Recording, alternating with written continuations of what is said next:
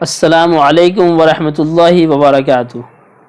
معزز ناظرین، ایک شخص بڑی پابندی سے اپنے کام پر جاتا تھا، ناغہ کبھی نہیں کرتا تھا اور بڑی محنت اور لگن سے کام کرتا تھا، جس کی وجہ سے اس کا مالک اس سے بہت خوش تھا۔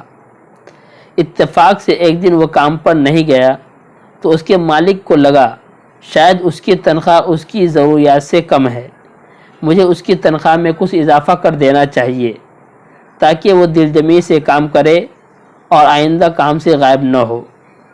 اگلے دن مالک نے اس کی تنخواہ سے زیادہ اسے پیسے دیے، جو اس نے خاموشی سے رکھ لیے اور کچھ نہیں بولا۔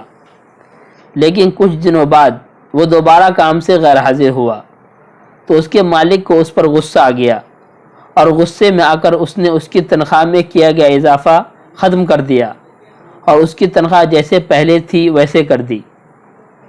اس بار بھی جب اسے پہلی والی تنخواہ ملی تو اس نے خاموشی سے رکھ لیا اور کچھ نہیں بولا۔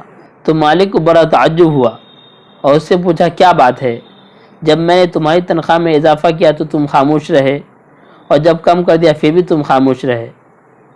تب ملازم نے جواب دیا، جب میں پہلے دن غیر حاضر تھا تو اس کی وجہ میرے یہاں بچی کی پیدائش تھی، تو آپ کی طرف سے تنخواہ میں اضافے کو میں نے وہ رزق خیال کیا جو بچے نے اپنے ساتھ لے کر آیا، اور جب میں دوسری دفعہ غیر حاضر تھا تو اس کی وجہ میری ماں کی وفات تھی، اور آپ کی طرف سے تنخواہ میں کمی کو میں نے وہ رزق خیال کیا جو میری ماں اپنے ساتھ لے گئی۔ پھر ہم اس رزق کی خاطر کیوں کسی کو تکلیف پہنچائے، کیوں کسی سے حسد کرے، کیوں کسی کے مال کو بیجا ہڑپ جائے؟ اس بات پر یقین رکھیں کہ جو ہماری قسمت میں ہے وہ ہمیں مل کر رہے گا، اور جو آپ کے بھائی کی قسمت میں ہے وہ بھی اسے مل کر رہے گا۔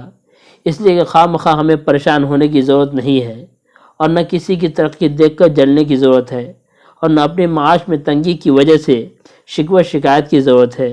صرف ہمیں محنت اور ایمانداری سے کوشش کرنا ہے۔